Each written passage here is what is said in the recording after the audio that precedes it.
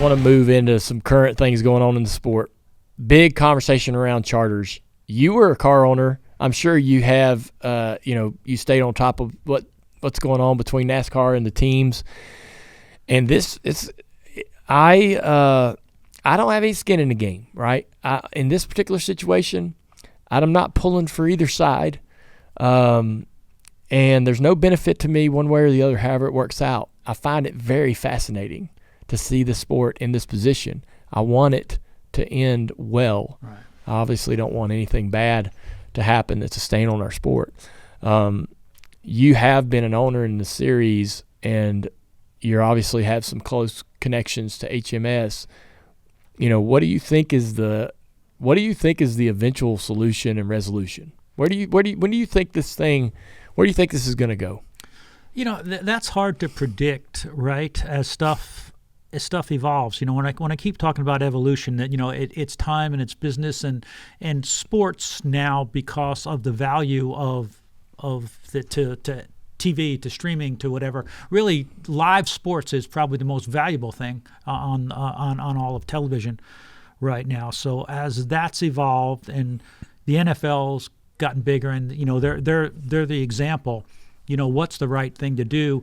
Is NASCAR always going to be NASCAR, or is that going to get sold to a big media company, kind of like the Formula One company? So as all that evolves, and you can only hope that with all of the really, really smart business people involved, that they take their time and they try and figure it out, so make sure that the loser isn't the fans, right? Yeah. We don't want the fans to be the loser. I know that I believe that some of the cost containment that they've done with the new car and some of those things are definitely in the right direction. I will also tell you that I don't believe that guys like Roger Penske and Rick Hendrick are probably able to keep things going without some of the connections that they have business to business with people. I believe Jeff when he says, look, they haven't made money in a long time. Rick does it a lot of passion. So there's got to be some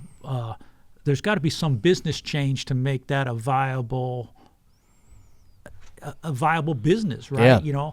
And I'm not privy to the numbers and the tracks, the this, the that, but if everybody really wants to have that old, hey, a good deal is a good deal for everybody, that's fair, it'll work, right? But if one side or the other is too greedy, I think the only one that's going to get hurt is the fans again. No different than when we've seen things split with, whether that's IndyCar, or, even Formula One had a rough time for a while, but it is a critical time for sure. But what we don't want to have, and I know you don't want this either, is 3 or 4 cars running up front and everybody else just getting past, right?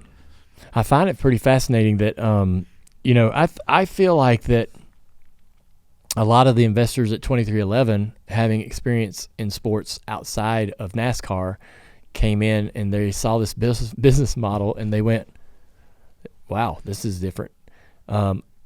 It's how we've always done it. I think, 5 years ago, before 2311, the teams would have probably agreed to a similar deal that they're being offered today. But you have a lot of new people in the ownership side of it that have experience outside of NASCAR and other forms of sport, going, this is not a good model for the teams. This model needs to change drastically. One of the things that's being asked from NASCAR is that the charters become permanent. Mm-hmm. And I think, I don't know how I feel about that. I think if you spend $40 million for one, you'd like to think that it's yours forever.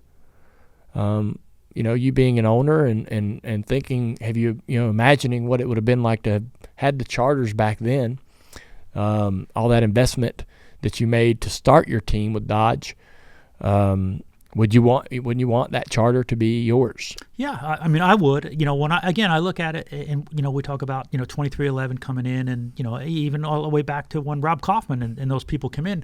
If our sport's going to continue to grow, right, it's going to have to attract the big money, and then and a lot of these people that are involved have been on the NFL, the NBA, Major League Baseball. Yeah. They see things in a different light. So that's, as I talk about that evolution, our sport's amazing. The history of our sport's amazing, but it's also business-wise gotten so big, it's got to evolve. And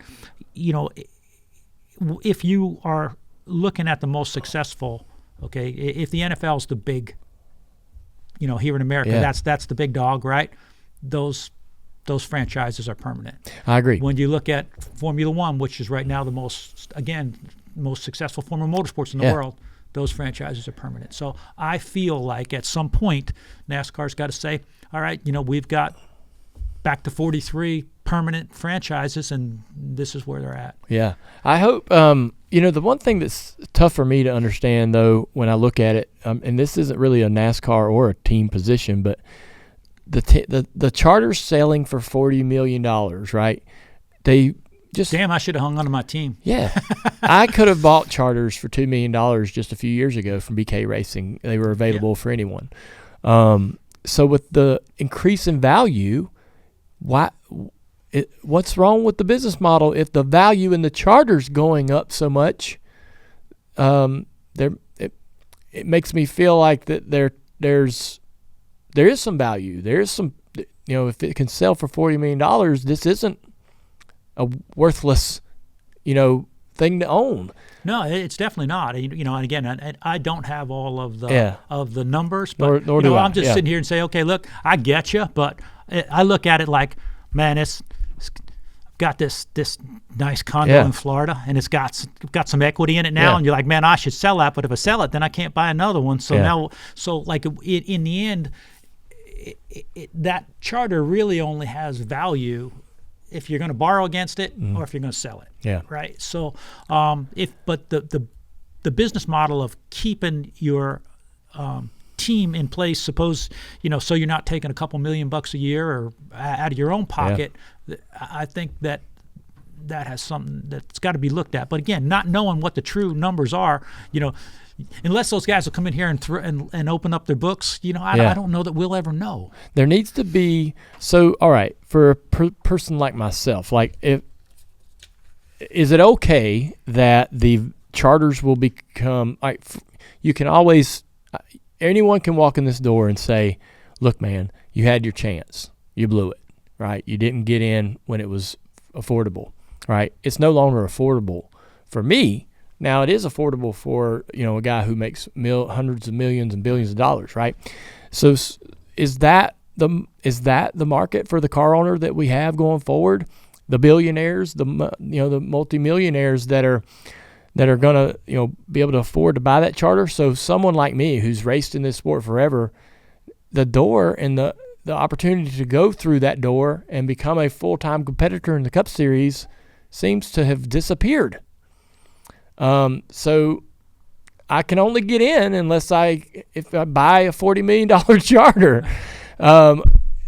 20 years ago, I would just build a car and go. Yeah. Well, and maybe they keep, a couple of spots open for somebody that wants to be in there. I think that's a good idea maybe. Too. But that as I talk about the evolution, whether we like it or not, that's the reality of where sports is right now to go. If you were a football player or baseball player, basketball player, you'd be facing the same thing. You'd have to go start yourself a high tech company, become a billionaire, and buy a basketball team. Go play. Yeah.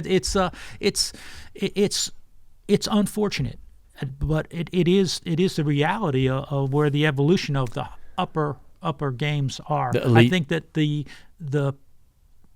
these private equity groups or big companies are going to own those things, and unfortunately, there'd be guys like me that would be general managers or what it is. It's out of our reach right now, and to stay healthy, to be able to grow, I think that's going to have to follow that path. Yeah, for sure.